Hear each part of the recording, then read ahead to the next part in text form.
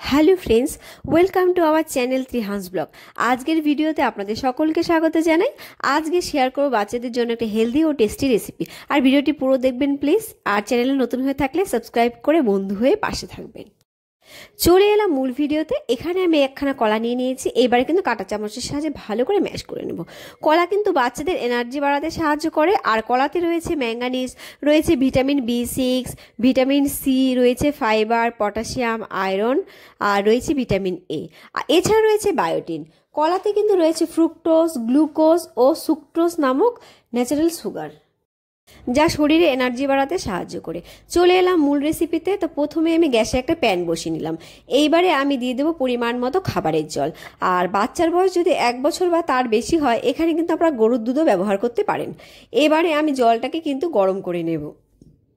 রোজ যদি বাচ্চাদের একটা করে কলা খাওয়ানো যায়, বাচ্চাদের কিন্তু কোষ্ঠকাঠিন্যও দূর হয়। তো এইখানে কিন্তু আমার জলটা গরম হয়ে গেছে। এইবারে আমি এখানে দিয়ে দিচ্ছি কিছু পরিমাণ ডালিয়া। আর এই ডালিয়াটা কিন্তু আমি 1 ঘন্টা জলে ভিজিয়ে রেখেছিলাম। আর এই জলে ভিজিয়ে রাখলে কিন্তু ডালিয়াগুলো তাড়াতাড়ি সেদ্ধ হয়ে যায়। তো আমি এবারে ডালিয়াগুলোকে ভালো করে জলের সঙ্গে মিশিয়ে নিলাম, নিয়ে আমি কিন্তু ডালিয়াগুলোকে সেদ্ধ করে নেব। আর ডালিয়াতেও কিন্তু রয়েছে পুষ্টিগুণ প্রচুর। ডালিয়াতে রয়েছে ভিটামিন বি, ম্যাগনেসিয়াম, রয়েছে জিঙ্ক। ডালিয়া কিন্তু বাচ্চাদের সুস্বাস্থ্য বজায় রাখে। এছাড়া মস্তিষ্কের কার্যকারিতা উন্নত করে, বাচ্চার জ্ঞানীয় বিকাশ বাড়াতে সাহায্য করে। এছাড়া স্মৃতিশক্তির ঘনত্ব ও ফোকাস বাড়ায়। বাচ্চাদের পেট ভরার খাবার হিসাবে কিন্তু ডালিয়ার জুড়ি মেলা ভার। আর বাচ্চাদের কিন্তু আপনারা এই খাবারটা সকাল, দুপুর বা রাতে দিতে পারেন।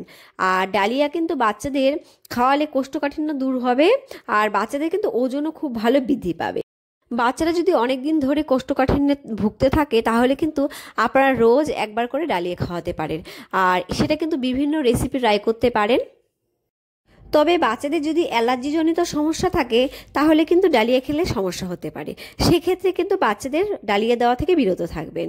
আর এখানে দেখুন ডালিয়াটা কিন্তু আমার সেদ্ধ হয়ে গেছে। এইবারে কিন্তু ভালো করে ম্যাশ করে নেব। আর এখানে কিন্তু আপনারা বাদাম গুঁড়ো, খেজুর অথবা গুড় এটাও কিন্তু ব্যবহার করতে পারেন। তাহলে কিন্তু ডালিয়াটা একটু অন্যরকম হবে। এছাড়া কিন্তু ডালিয়ার খিচুড়িও বানিয়ে বাচ্চাদের খাওয়াতে পারেন।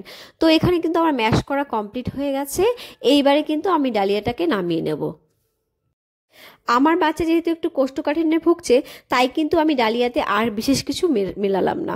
তো এখানে আমি বাটিটা নিয়ে নিলাম, নিয়ে আমি এইবারে কিন্তু ডালিয়াটাকে ঢেলে নেব। তো এখানে কিন্তু আমার ডালিয়াটা ঢালা কমপ্লিট।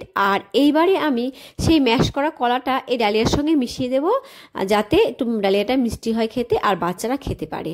আর এইভাবে কিন্তু আর এই খাবারটা কিন্তু বাচ্চাকে রাতে খাওয়ালে কখনোই কলা খাওয়াবেন না। ডাক্তার বলে থাকেন রাতে কলা খেলে কিন্তু বাচ্চাদের গ্যাসের সমস্যা হতে পারে। আর তাই কিন্তু কলা দিয়ে খাওয়ালে আপনারা হয় সকালে খাওয়াবেন, নয়তো দুপুরবেলায় খাওয়াবেন। তো এখানে আমি কলাটা দিয়ে দিলাম, দিয়ে আমি ভালো করে মিশিয়ে নেব।